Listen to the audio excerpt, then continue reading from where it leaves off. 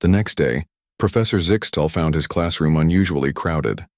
Word had spread about yesterday's lesson, and now students from other departments filled every available space. Even some faculty members lingered near the entrances, their various forms of curiosity evident in body language that spanned dozens of species. "I see our discussion has generated interest," Zixtel observed, his crystalline form reflecting the nervous energy in the room. "Today we will examine human tactical adaptation, which may explain some of the anomalies we observed yesterday." The holographic display activated, showing a human military engagement from their ancient history. Roman legions marched in perfect formation across a battlefield, their shields locked together like an impenetrable wall. Early human warfare followed predictable patterns, the professor explained. Formation fighting, disciplined ranks, logical tactical deployment. This is the testudo formation designed for siege warfare, effective but limited to specific circumstances. Morgoth raised his feeding tube. "This appears more rational than yesterday's examples. Why did they abandon these sensible tactics?" "They didn't abandon them," Zixtel replied. "Watch." The scene shifted to show the same humans, but in a dense forest. The neat formations were gone, replaced by small groups moving independently through the trees, communicating with hand signals and striking from unexpected angles. Same species, same time period, different environment. They adapted their entire approach to warfare based on terrain. The display changed again, showing naval combat, then mountain warfare, then desert campaigns. Most species develop one effective combat doctrine and refine it. Humans seem to develop dozens. A Zephyrian student's gaseous form flickered rapidly, indicating intense thought. "Professor, this level of adaptation requires significant resource investment. How do they maintain effectiveness across so many different approaches?" "That question leads us to a rather disturbing discovery," Zixtel replied. His form darkened slightly as the hologram shifted to show human training facilities. "Observe their preparation methods." The display showed humans practicing combat in simulated environments that seemed designed to be as difficult as possible. They trained in artificial gravity wells, underwater chambers, zero-atmosphere conditions, and temperature extremes that should have killed them. "Most species train for the conditions they expect to encounter," the professor noted. Humans train for conditions they hope never to encounter. The scene showed human soldiers repeatedly performing the same complex maneuvers until they could execute them perfectly, even while exhausted, injured, or under extreme stress. What made it more unsettling was that they seemed to enjoy the challenge. "Notice their biological responses," Zixtel instructed. "When faced with increasingly difficult training scenarios, their stress hormones initially spike, then stabilize. Their neural pathways actually strengthen under pressure. They are literally becoming more effective the harder the conditions become." A crystalline student's geometric form pulsed with disbelief. "This seems counterproductive. Why exhaust resources on unlikely scenarios?" "Because to humans no scenario is truly unlikely," the professor replied. "Examine this training record." The hologram showed a group of humans practicing combat while blindfolded, in zero gravity, with their primary weapons disabled. They moved with surprising effectiveness despite these limitations. When questioned about this training method, the human instructor stated, "We train for when everything goes wrong, because everything always goes wrong." Zixtel paused to let this sink in. "They don't plan for optimal conditions. They plan for catastrophic failure and work backwards from there." The display shifted to show actual combat recordings where human forces found themselves in exactly the impossible situations they had trained for. Equipment failures in hostile environments, communication breakdowns in critical moments, numerical disadvantages that should have ended in immediate defeat. Yet, in each case, the humans adapted. When their weapons failed, they used debris as weapons. When their communications were jammed, they developed improvised signal systems. When outnumbered, they used terrain and psychology to force enemies to fight on human terms. "This recording comes from the siege of Thermopylae," Zixtel announced as the scene changed to show a narrow mountain pass. 300 humans held off over 100,000 invaders for 3 days. The students watched in amazement as the small human force used the terrain to negate their enemy's numerical advantage. But what struck them most was the humans' apparent acceptance that they would all die in this battle. They fought not for victory, but to delay the enemy long enough for their civilization to prepare. They knew they would lose? Asked Morgeth, his tone indicating he was struggling with the concept. They planned to lose, Zixtel corrected. The entire strategy was based on losing in the most expensive way possible for their enemies. They turned certain death into a tactical advantage. The hologram showed the final moments of the battle. Even when overwhelmed and clearly defeated, the humans continued fighting. But more disturbing was what happened next. The enemy force, despite achieving total victory, was so demoralized by the experience that their advance slowed considerably. The 300 humans in death accomplished more than most armies achieve in victory. A new student recently arrived from the Vorthan Empire made a sound that translated roughly to disbelief. Professor, this suggests they view warfare entirely differently than rational species. Do they not calculate cost versus benefit? They do, Zixtel replied, but their calculations include factors most species ignore. The display showed statistical analyses of human conflicts. They consider morale effects, psychological impact, long-term strategic implications, and something they call sending a message. The data showed human forces deliberately choosing tactically disadvantageous positions because the symbolic value outweighed the military cost.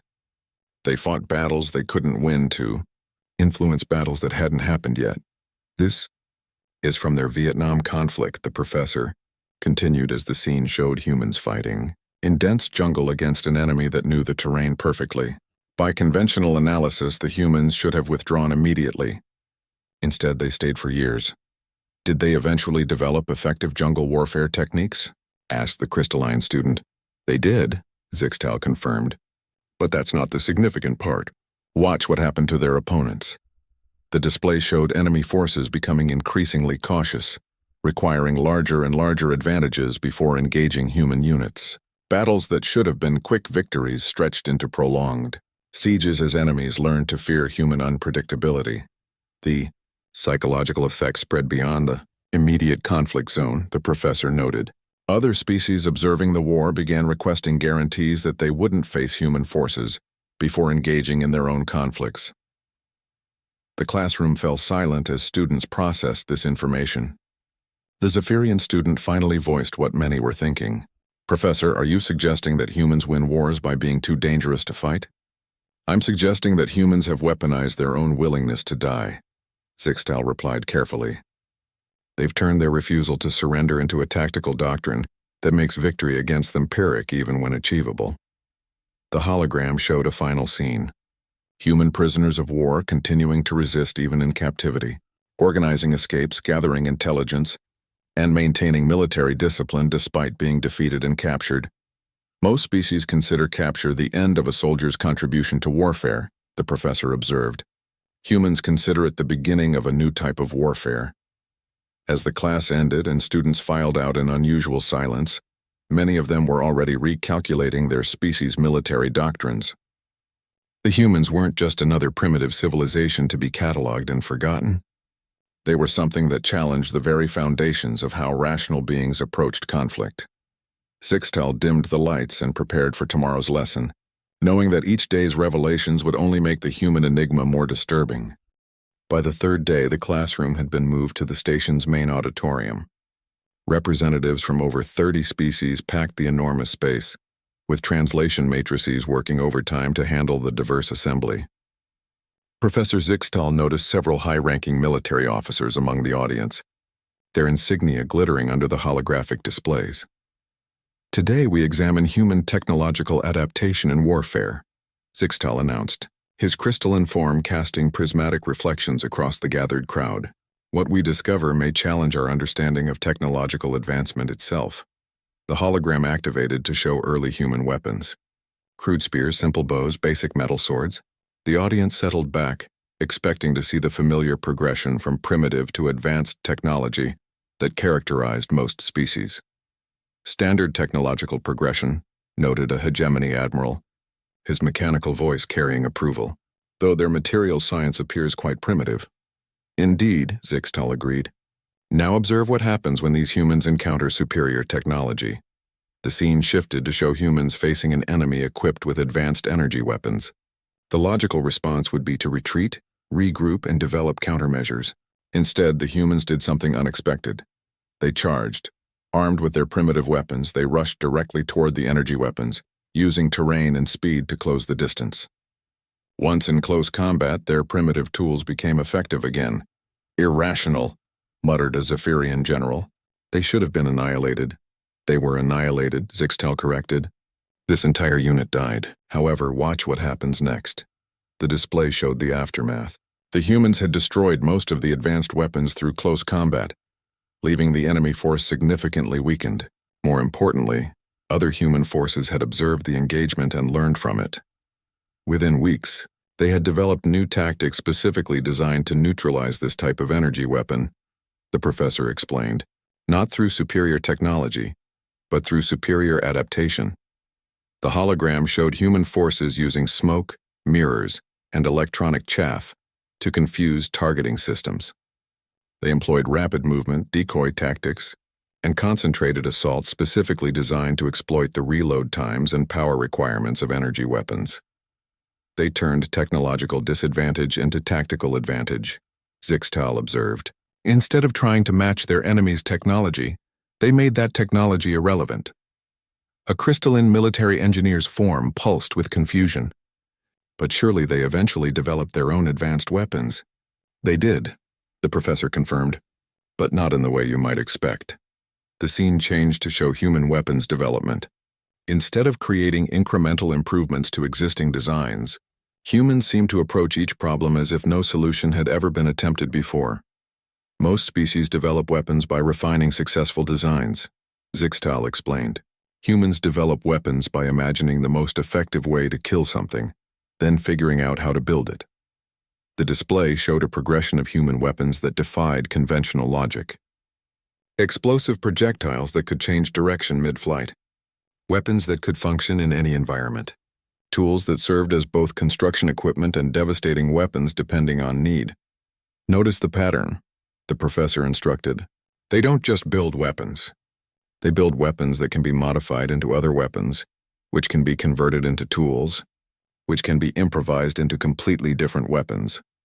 A human rifle appeared in the hologram, followed by a detailed analysis showing how the same device could be configured for different ammunition types, modified for different environments, and even converted into components for larger weapon systems.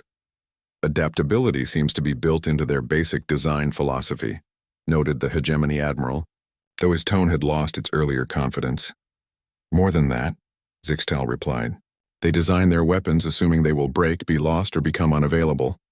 Every human weapon system includes instructions for improvising replacements, using materials they expect to find on any battlefield. The hologram demonstrated this by showing human soldiers creating functional weapons from battlefield debris, explosive devices from common chemicals, projectile weapons from salvaged parts, communication equipment from damaged enemy technology. "This is impossible," protested a Vorthan weapons specialist. "Creating effective weapons requires precision manufacturing, quality control, standardized components. You cannot simply improvise military-grade equipment." "Watch," Zixtal said simply. The display showed humans in a siege situation, cut off from supply lines and running out of ammunition. Rather than rationing their remaining supplies or attempting to break out, they set up manufacturing operations inside the besieged area, using tools salvaged from destroyed buildings, metal from disabled vehicles, and chemical compounds from unexpected sources. They began producing weapons and ammunition, not crude substitutes but equipment that performed comparably to their original supplies. The siege lasted 4 months, the professor noted. By the end, the humans were producing more ammunition than they had started with, and had developed 3 new weapon types, specifically adapted to their situation. The audience watched in stunned silence as the humans not only maintained their defensive effectiveness but actually improved it over time. When the siege finally ended, they had created a complete manufacturing base where none had existed before. "How is this possible?" whispered a Zephyrian engineer. "The precision requirements alone should have made this impossible." "That brings us to perhaps the most disturbing aspect of human technology," Zixtal replied. "They don't just build machines. They build machines that can build other machines. The hologram showed human factory ships, mobile manufacturing platforms that could land on any world and begin producing whatever equipment local forces needed. More unsettling, these facilities could modify their output based on local conditions and available materials. Every human military unit includes personnel trained in rapid manufacturing techniques, the professor explained. They can establish production capabilities anywhere, using almost any available materials. The display showed human forces on a desert planet creating vehicles from sand and common minerals. On an ice world, building shelters and weapons from frozen water and local atmospheric gases. In space, constructing entire habitats from asteroid materials. But most troubling of all, Zixtal continued, they share this information. The audience stirred uneasily as the professor explained that human military organizations maintained detailed databases of improvisation techniques, manufacturing processes, and adaptation strategies. These databases were widely distributed and constantly updated. Any human unit anywhere in the galaxy can access the collective knowledge of every adaptation their species has ever developed, Zixtal noted. They learn from every conflict, every challenge, every technological problem their species has faced. A young hegemony officer raised a metallic appendage. Professor, what happens when they encounter technology they cannot adapt to or improvise around? Zixtal paused the hologram on an image of humans facing a weapon system that seemed completely beyond their capabilities. Energy barriers that couldn't be breached, weapons that couldn't be evaded, technology that left no debris to salvage. They changed the rules, the professor said quietly. The scene showed the humans simply ignoring the superior technology entirely. Instead of trying to fight it directly, they targeted its support systems, its power sources, its operators. They found ways to make the advanced technology irrelevant by eliminating everything it depended on. When that failed, they went further. They attacked the manufacturing facilities that produced the technology, the supply lines that maintained it, the civilizations that developed it. They don't just adapt to superior technology, Zixtal observed. They adapt the entire battlefield until superior technology becomes a liability. The hologram showed the final outcome, the superior technology abandoned, because its operators could no longer safely maintain or deploy it in the new conditions the humans had created. As the lesson ended, the military officers in the audience were already activating their communication devices, urgently requesting updates on human territorial expansion and technological capabilities. The comfortable assumption that advanced technology guaranteed military superiority was crumbling as they realized they were facing a species that treated technological advantage as a temporary inconvenience to be overcome through creativity and determination. Professor Zixtal adjusted the holographic projector with 3 of his 6 arms, while his students settled into their bio-chairs. The classroom aboard the Galactic Academy station hummed with the quiet energy of advanced technology. Today's lesson would cover primitive warfare tactics from various species across the galaxy. The Etherian professor's crystalline form shimmered as he began his presentation. His species had evolved beyond physical conflict millions of years ago, making them perfect neutral observers of military history. Around him, students from 12 different species prepared their note-taking devices.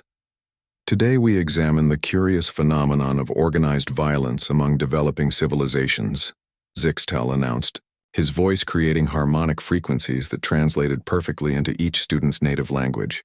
We will study 3 species that showed particularly interesting approaches to conflict resolution through force. The first hologram materialized above the central platform. Tall, insect-like creatures with razor-sharp limbs moved across a barren landscape in perfect formation. The Kriktar of the Andromeda sector, the professor explained. Note their tactical precision. Each warrior knows exactly their role. They move like a single organism because they share a hive mind. Their wars were brief but devastating, ending when one queen submitted to another.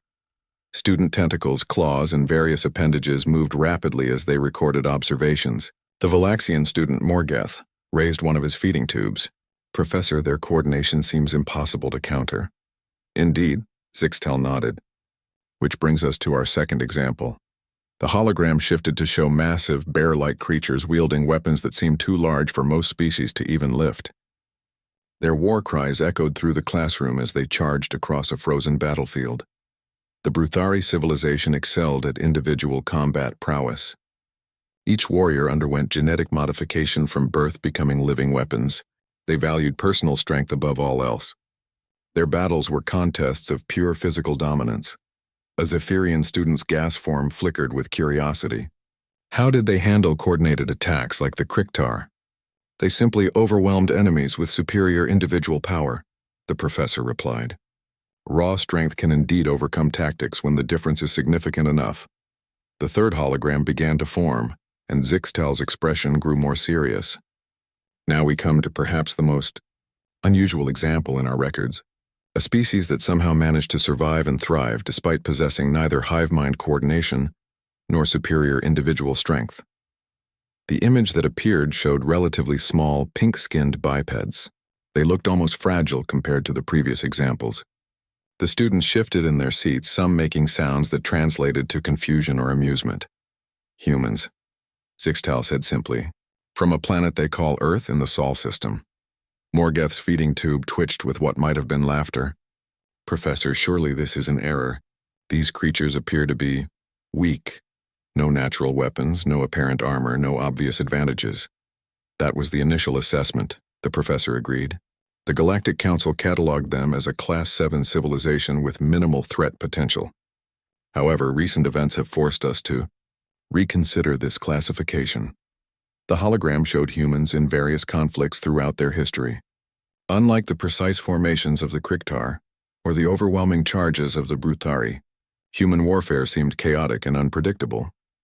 Observe their tactics during what they call World War II, Zixtal instructed.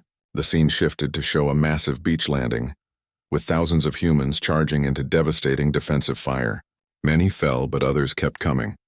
A crystalline student's geometric form pulsed with confusion. This appears to be a tactical disaster. Why do they continue advancing when clearly outmatched? Keep watching, the professor urged. The hologram showed the same humans who had seemed so helpless moments before, now moving with purpose through enemy territory. They adapted their tactics constantly, using fallen equipment, improvising weapons, coordinating without any apparent telepathic link. Notice something?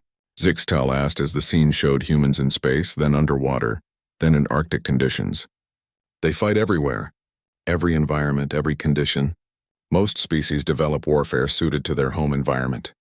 Humans fight equally well in conditions that would kill them. The Valaxian student Morgeth was no longer amused. How is that possible? Surely they have environmental limitations.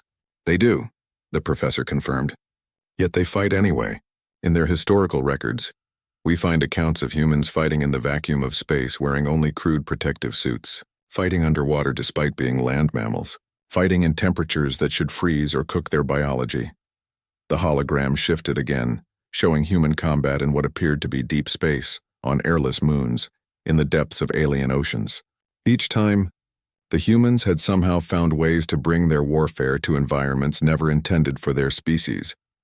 But Professor, called out a student whose species communicated through bioluminescence, this seems wasteful. Why not simply avoid unfavorable conditions? Zixtal paused the recording on an image of humans fighting on what appeared to be a volcanic world, their equipment failing, their positions clearly hopeless. Yet they fought on. That question, the professor said slowly, has puzzled xenobiologists for decades. Most rational species retreat when faced with impossible odds.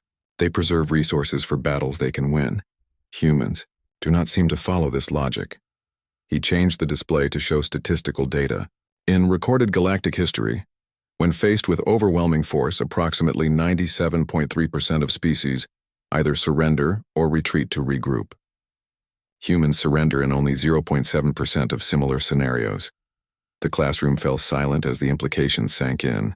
These were students from some of the most advanced civilizations in the galaxy, and they were struggling to comprehend such simple statistics. What do they do in the other 99.3% of cases? Asked the crystalline student, its form flickering with what might have been fear. They fight, Zixtal replied simply. They fight when victory is impossible. They fight when outnumbered 1,000 to 1. They fight when their weapons are broken, their defenses breached, their leaders dead. They fight when fighting itself becomes pointless. The professor gestured to the frozen hologram showing those humans on the volcanic world. This particular battle lasted 16 hours. The humans had no chance of victory, no hope of rescue, no strategic value to protect, yet they held their position until the very last individual fell. A long silence filled the classroom. These students had spent years studying the logical progression of warfare, the rational calculations that drove conflict. This data suggested something that challenged their fundamental understanding of intelligent behavior. "Professor," Morgoth said finally, his voice smaller than before, "what happened to the force that defeated those humans?" Zixtal's crystalline form seemed to dim slightly. "They requested immediate evacuation from the planet. The entire campaign was abandoned. A force of 50,000 retreated because of what 500 humans had shown them about the price of victory. The implications hung in the air like a toxic cloud. The students began to understand they weren't just studying another primitive species. They were studying something that might redefine their understanding of warfare itself. The fourth day brought an unprecedented audience to the Galactic Academy station. The main auditorium overflowed with representatives from the major galactic powers, military strategists, xenobiologists, and even members of the High Council itself. Emergency translation protocols struggled to handle conversations in over 100 different languages and communication methods. Professor Zixtal's crystalline form seemed dimmer than usual as he approached the central platform. The weight of what he was about to reveal had been keeping his people's neural networks active for days, processing implications that challenged millennia of galactic military doctrine. "Today we examine human psychological warfare," he announced, his harmonic frequencies carrying to every corner of the vast space. "What we have discovered suggests that humans may wage war on levels most species cannot even perceive." The hologram, activated to show what appeared to be a routine human military operation. Soldiers moving through a settlement, establishing checkpoints, conducting searches. Nothing seemed unusual about the scene. "Standard occupation procedures," observed a Kethmaran general, his insectoid mandibles clicking with approval. "Though, their methods seem inefficient compared to standard protocols." "Watch more carefully," Zixtal instructed, highlighting specific details in the hologram. "Notice what they're not doing." The audience looked closer. The humans weren't destroying property unnecessarily. They weren't separating families during searches. They provided medical care to injured civilians, including former enemies. They shared their food with local children. "Inefficient resource allocation," muttered a hegemony strategist. "They're weakening their operational capacity for no tactical gain." "Are they?" Zixtal asked. The scene fast-forwarded several months. The same settlement now showed civilians actively providing information to human forces, warning them of threats, and even joining their operations voluntarily. They converted enemies into allies, the professor explained. Not through force or coercion, but through psychological manipulation so subtle that the subjects believed they were making independent choices. A ripple of unease spread through the audience. Species that prided themselves on mental resilience began to question whether they could detect such manipulation. The hologram shifted to show a different type of psychological warfare. Human forces facing an enemy that seemed completely immune to conventional tactics. Instead of direct confrontation, the humans began what appeared to be random, meaningless activities. They painted murals on walls in combat zones. They planted gardens in abandoned areas. They played music during quiet periods. To any military observer, these activities seemed like dangerous wastes of time and resources. "What happened next puzzles us still," Zixtal admitted. The scene showed enemy forces becoming increasingly agitated and confused. Their attacks became erratic, their formations broke down, and eventually they withdrew from the area entirely. "The humans had weaponized hope," the professor explained. "They made their enemies remember what they were fighting for, then demonstrated that those things could exist even in war zones. The psychological effect was devastating. A Zephyrian psychologist's gaseous form flickered rapidly. "Professor, that requires an understanding of enemy psychology that borders on telepathy. How do they develop such insight?" "They study," Zixtal replied simply. The hologram showed human intelligence operations, but not what most species would recognize as intelligence gathering. Humans observed art, music, literature, and cultural practices of their enemies. They studied family structures, religious beliefs, and social customs. They learn what their enemies love most, the professor continued. Then they find ways to preserve and protect those things during warfare. The psychological impact is profound.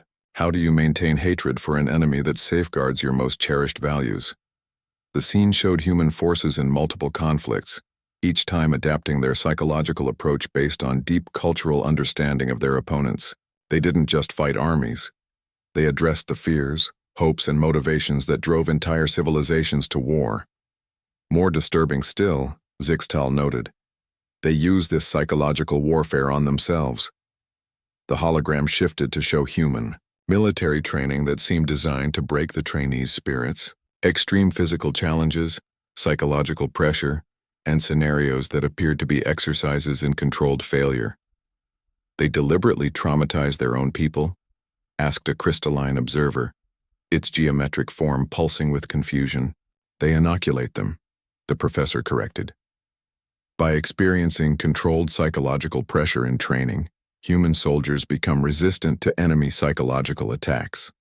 They turn their own capacity for suffering into a defensive advantage. The display showed human forces under conditions that had broken other species entirely.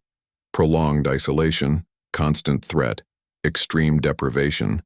Instead of breaking down, the humans seem to become more cohesive and determined. They don't just endure psychological pressure, Zixtal explained. They transform it into motivation. Each attempt to break their morale actually strengthens their resolve. A disturbing example appeared in the hologram. Human prisoners of war maintaining military discipline and conducting psychological operations on their captors.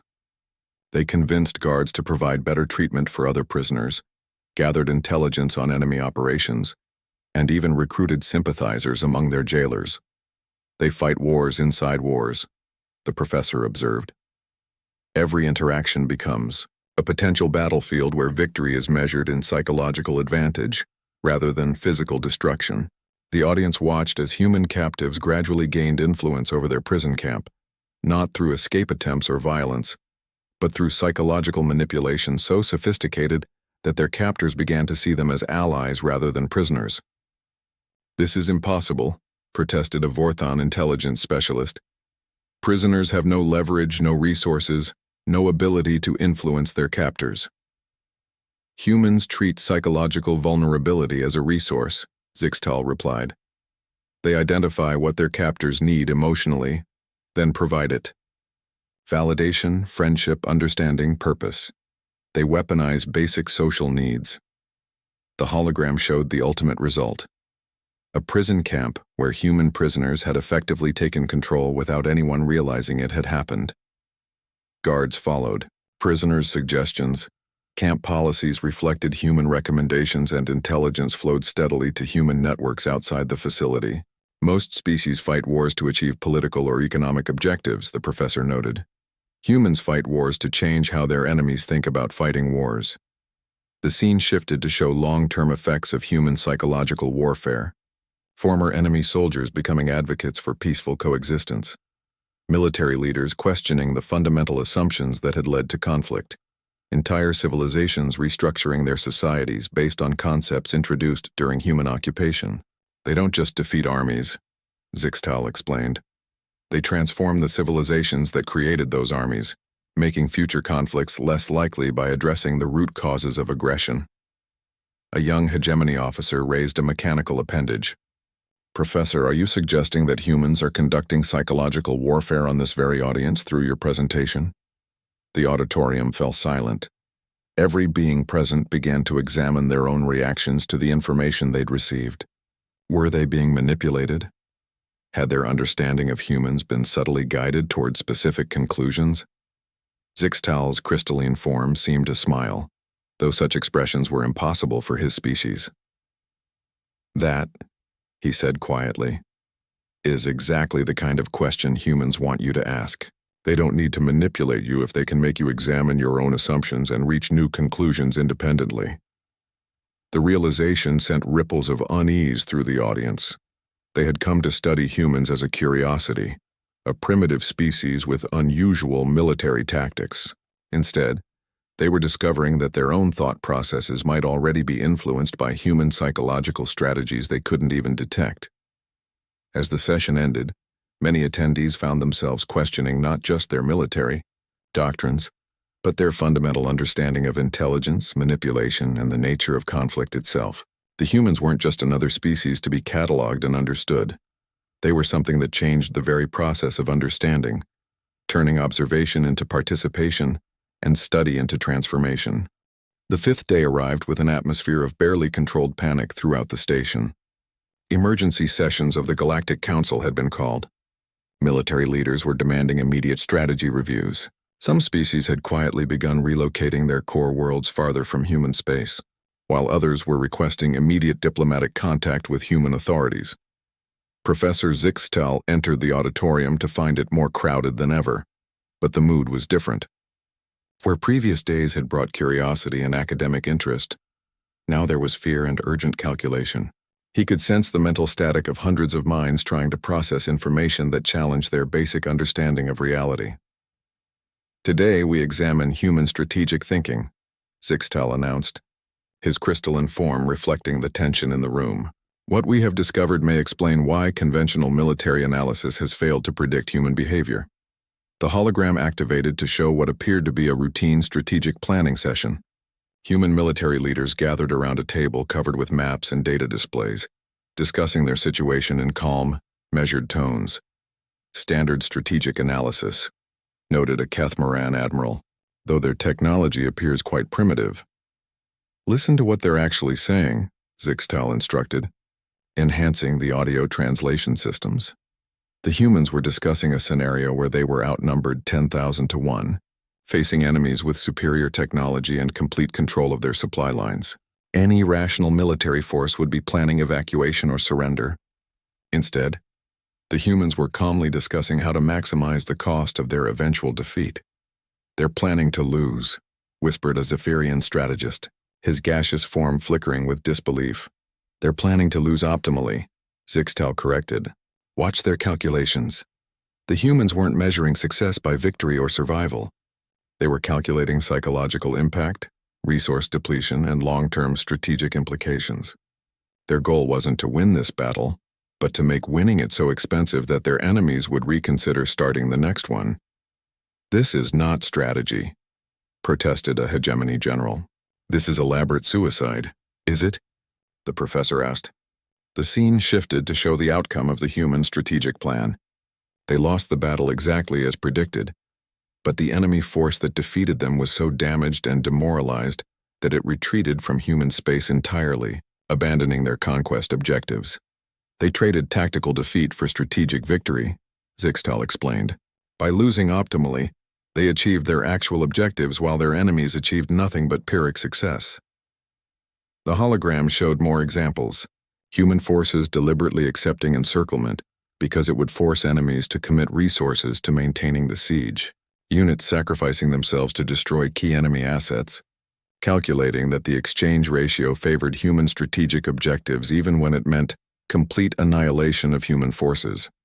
Most disturbing of all, the professor continued, they plan multiple levels of strategy simultaneously. The display showed human strategic planning documents that made the audience's various forms of heads spin. Surface objectives, hidden objectives, contingency objectives, and something the humans called meta-objectives that seemed to operate on entirely different timescales. They plan for winning, losing, stalemate, and scenarios where the conflict transforms into something entirely different, Zixtel explained. Every human strategic plan includes success conditions for outcomes that would destroy conventional military forces. A crystalline military analyst's geometric form pulsed rapidly. "Professor, this level of strategic complexity should be impossible to implement. How do they maintain coordination across such diverse planning matrices?" "They don't centralize strategy," the professor replied. "They distribute it." The hologram showed human command structures that defied conventional military organization. Instead of rigid hierarchies with central planning, they used flexible networks where strategic thinking occurred at every level. "Every human soldier is trained in strategic analysis," Zixtel noted. "Individual units can modify objectives based on local conditions, while maintaining alignment with overall strategic goals. They've created armies where every member thinks like a general. The scene showed small human units operating independently for months, making strategic decisions that affected galactic-level conflicts. More unsettling, their decisions consistently aligned with broader human objectives despite having no communication with Central Command. They don't just follow strategy, the professor observed.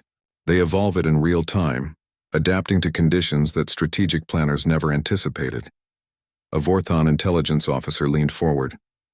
How do they maintain strategic coherence with such distributed decision-making? They don't maintain coherence, Zixtel replied. They maintain direction. The hologram illustrated this concept by showing human forces pursuing apparently contradictory objectives that somehow reinforced each other. Units attacking in one sector while others retreated in another, creating strategic effects that emerge from the interaction of seemingly unrelated actions. They think in patterns rather than plans, the professor explained. Instead of rigid strategic blueprints, they use adaptive frameworks that can respond to unexpected developments while maintaining pressure toward their ultimate objectives. The display showed the most disturbing example yet. A human strategic plan that included provisions for their own government's defeat, their military's destruction, and the occupation of their homeworld. Even in this ultimate failure scenario, they had strategies for achieving their objectives. They planned for losing everything, Zixtel noted quietly, and still winning. The scenario showed human resistance networks that would activate only after total military defeat, civilian populations trained in strategic thinking, and cultural adaptations that would turn occupation into recruitment. Even in conquest, human strategic objectives would continue advancing. This is impossible, stated a hegemony strategist. No civilization can maintain strategic effectiveness after complete military defeat. Watch, Zixtel replied. The hologram showed historical examples of exactly this scenario. Human territories completely conquered, governments destroyed, military forces annihilated. Then over time, the conquering forces gradually adopting human strategic thinking, implementing human organizational methods, and eventually pursuing objectives that aligned with original human goals. They don't just resist occupation, the professor explained. They convert their occupiers. The strategic frameworks that made humans dangerous remain operational even when humans themselves are no longer in control. The audience watched in horrified fascination as conquering armies slowly transformed into forces that functioned exactly like the human militaries they had defeated. The strategic objectives changed hands, but they continued advancing toward their original goals. Most species think strategically about winning wars, Zixtel observed. Humans think strategically about transforming the nature of warfare itself. The hologram showed the ultimate expression of human strategic thinking, conflicts where victory and defeat became meaningless concepts because the humans had restructured the battlefield. To eliminate the possibility of zero-sum outcomes, they create strategic situations where everyone wins, the professor explained. But everyone wins by adopting human strategic methods, human organizational principles, and human definitions of success. A long silence filled the auditorium as the implications sank in. These weren't just unusual military tactics or advanced psychological warfare techniques. This was a fundamental reimagining of what strategy meant, operating on levels that most species couldn't even perceive. "Professor," asked a young Zephyrian officer, his voice barely a whisper, "are we already implementing human strategic frameworks by studying them?" Zixtal's crystalline form seemed to flicker with something that might have been uncertainty. "That question," he replied carefully, "may itself be part of a human strategic objective we haven't identified yet." The realization hit the audience like a physical force. By studying human warfare, analyzing their methods, and adapting their own strategies in response, they might already be participants in some vast human strategic plan whose ultimate objectives remained hidden. As the session ended, military leaders were frantically requesting encrypted communications with their home governments. The comfortable assumption that strategy was about winning conflicts had been replaced by the terrifying possibility that humans had already won by changing what conflict meant. The war recordings they had been studying weren't just historical documents. They were instruction manuals for a type of warfare that operated on species-wide timescales, transforming enemies into allies so gradually that the transformation was invisible until it was complete. The sixth day brought chaos to the Galactic Academy station. Emergency evacuations were underway, as several species declared immediate military alerts. The hegemony had mobilized their entire fleet. The Kethmoran hives were buzzing with preparation frequencies. Even the peaceful Zephyrians were condensing into their war forms for the first time in millennia. Professor Zixtal stood before an audience that had transformed from academic observers into desperate military strategists, seeking any advantage against a threat they were only beginning to comprehend. His crystalline form seemed fractured, reflecting the strain of revelations that had shattered comfortable assumptions about the nature of civilization itself. Today we examine the most disturbing aspect of human warfare, he announced. His harmonic frequencies carrying notes of frequencies his species used only for warnings of existential threat, their approach to victory itself.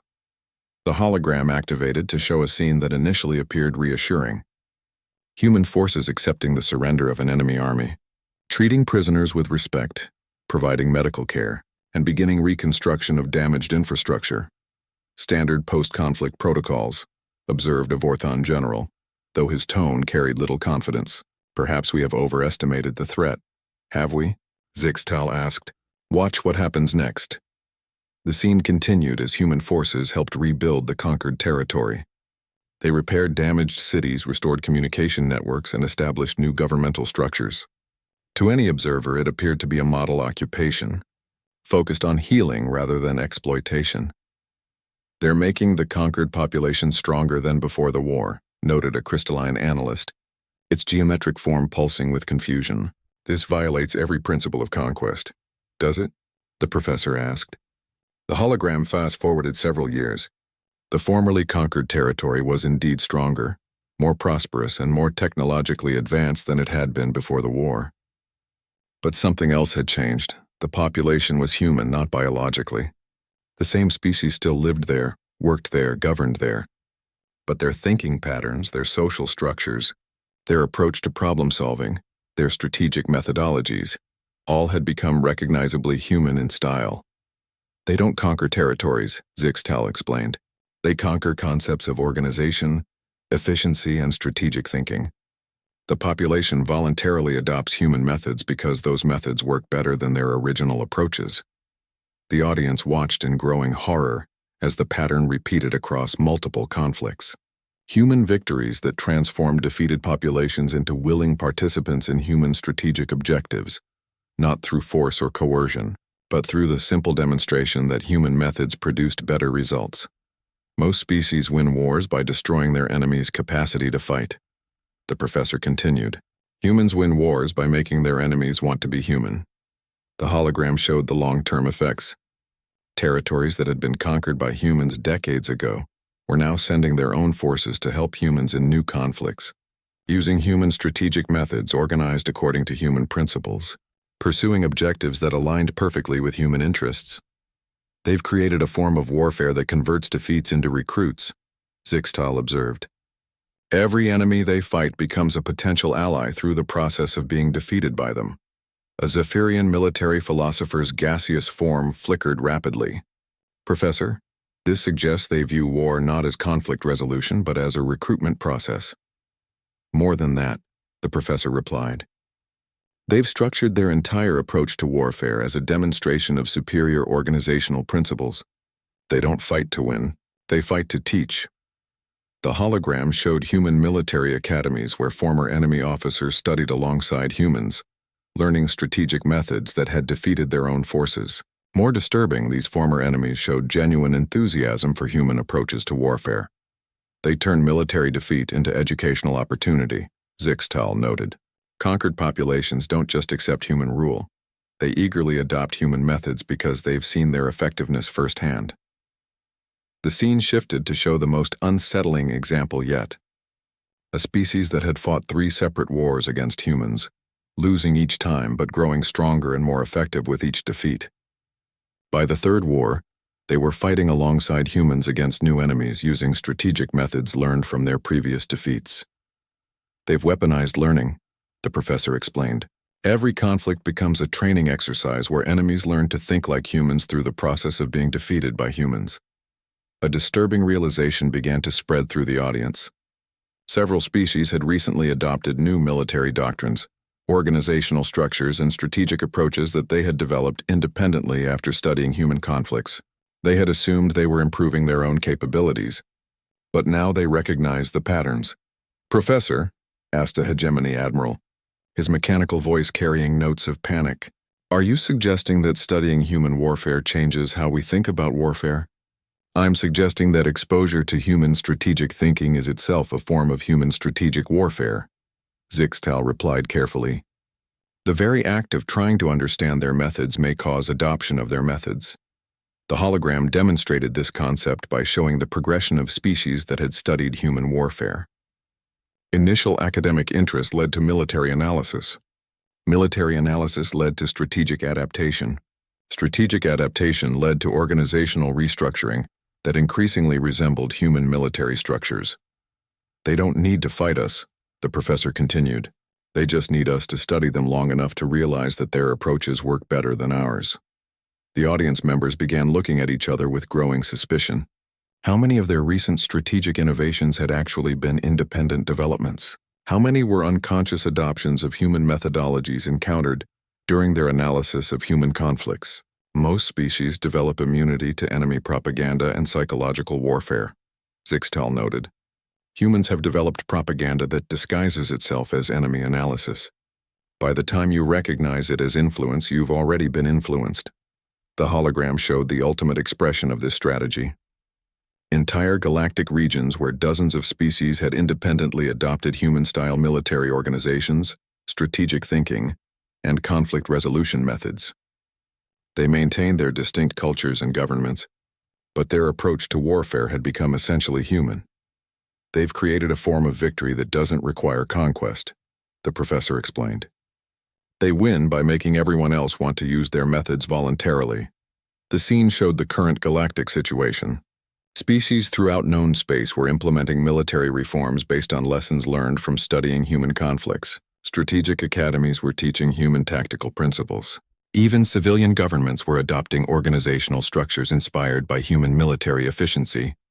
"We are all becoming human," whispered a crystalline observer, its geometric form flickering with something approaching despair.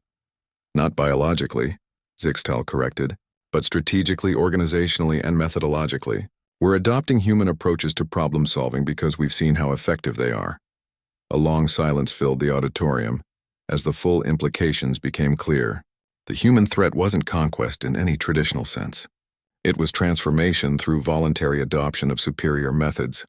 They had created a form of warfare that made resistance counterproductive because fighting them required becoming more like them. "Professor," asked a young Vorthan officer, "is there any defense against this type of influence?" Zixtal's crystalline form seemed to dim as he considered the question. "The only defense would be to refuse to study human methods, refuse to analyze their effectiveness, and refuse to adapt to their strategic innovations. But that would leave us vulnerable to their conventional military capabilities, which we've already established are considerable." The paradox was complete. Studying humans made species adopt human methods. Not studying humans left species vulnerable to human military superiority.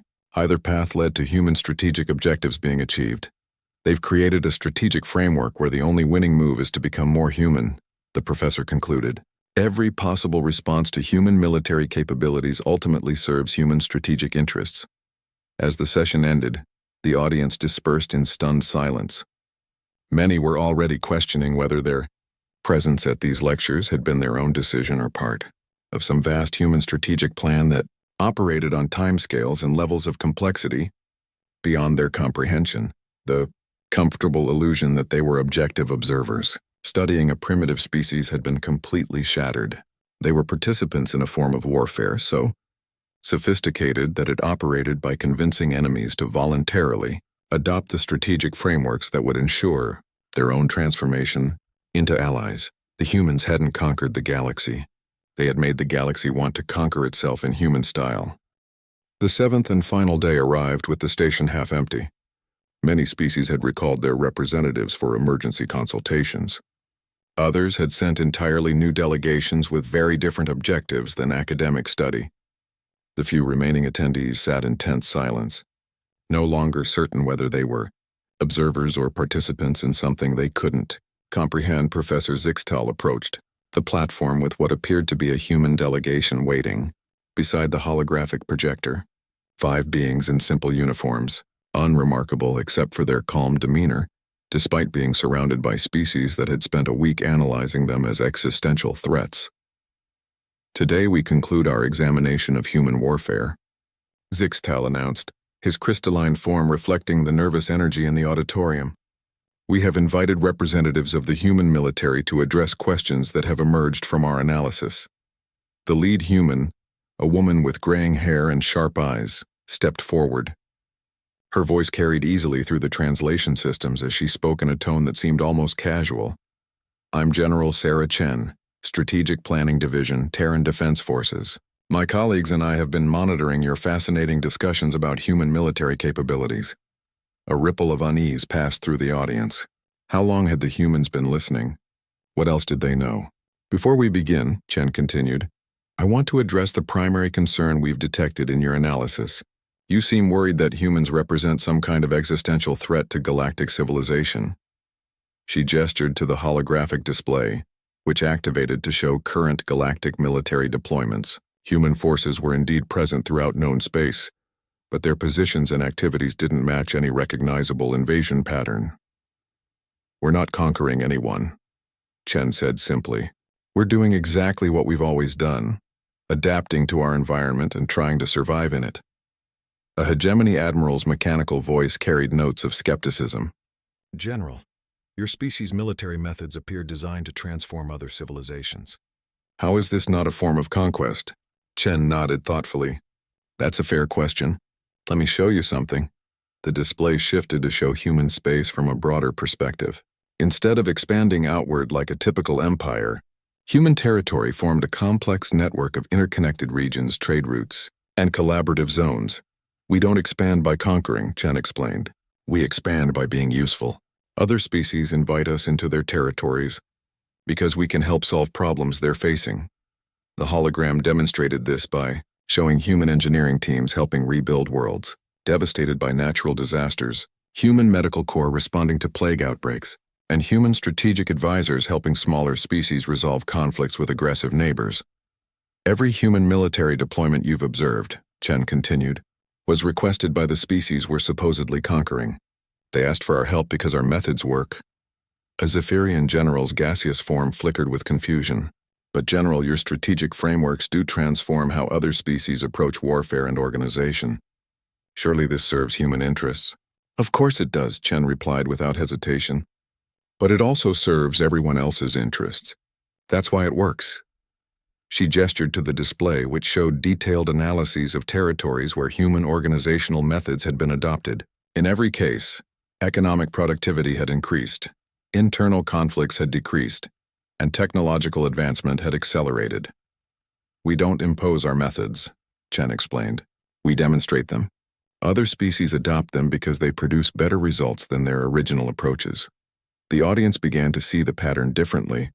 What they had interpreted as conquest through cultural transformation was actually cooperation through mutual benefit. Human methods spread because they were genuinely superior for achieving the objectives that other species wanted to achieve. Professor Zixtal asked an important question yesterday, Chen continued. He wondered whether studying human warfare changes how species think about warfare. The answer is yes, because our approach to warfare is fundamentally different from what most species assume warfare must be. The hologram showed human strategic planning sessions, but now the audience could see them with new understanding. The humans weren't planning conquests or defeats. They were planning solutions to problems that would inevitably arise from contact between different species, with different capabilities and objectives. We developed our military methods because we had to, Chen explained. Humans evolved on a world where cooperation was essential for survival, but where cooperation had to be maintained among groups with different needs and capabilities. The display showed Earth's history, but not the warfare the audience had been studying all week. Instead, it showed the development of human cooperative methods. Diplomatic frameworks and organizational structures designed to maintain peace among diverse populations. What you've been calling human warfare, Chen continued, is actually human peacemaking. We fight wars to prevent larger wars. We intervene in conflicts to create conditions where cooperation becomes more profitable than continued fighting. A crystalline observer's geometric form pulsed rapidly. General, are you claiming that human military operations are actually peacekeeping missions? I'm saying that human military operations are designed to create conditions where military operations become unnecessary, Chen replied. We end conflicts by making cooperation more effective than continued conflict. The hologram demonstrated this principle across multiple theaters. Human forces consistently work to eliminate the underlying causes of conflicts, rather than simply defeating enemy forces. They addressed resource scarcity, communication failures, and territorial disputes that had generated warfare in the first place. Most species fight wars to win them, Chen observed. Humans fight wars to make them obsolete.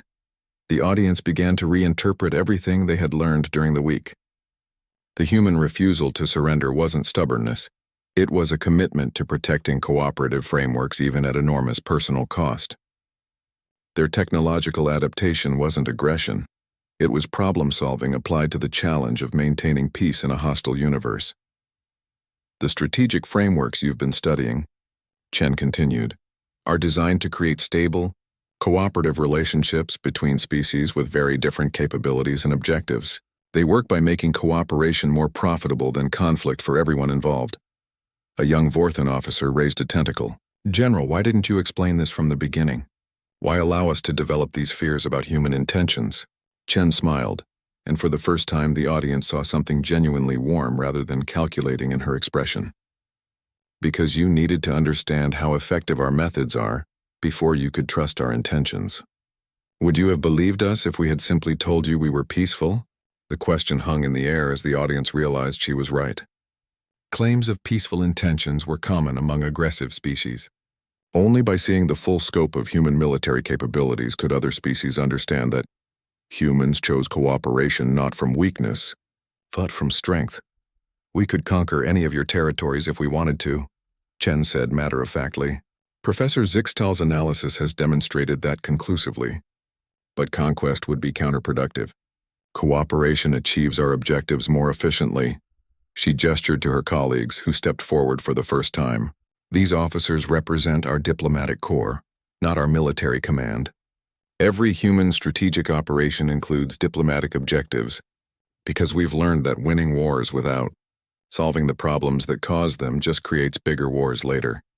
The hologram showed the current state of galactic affairs, from the human perspective, not a collection of potential enemies to be conquered, but a complex community requiring careful management to maintain stability and prosperity for everyone involved. We don't want to rule the galaxy, Chen concluded. We want to live in a galaxy where rule becomes unnecessary, because cooperation serves everyone's interests better than conflict. As the presentation ended, the audience sat in contemplative silence. The terrifying human threat they had spent a week analyzing had revealed itself to be something far more sophisticated and ultimately reassuring.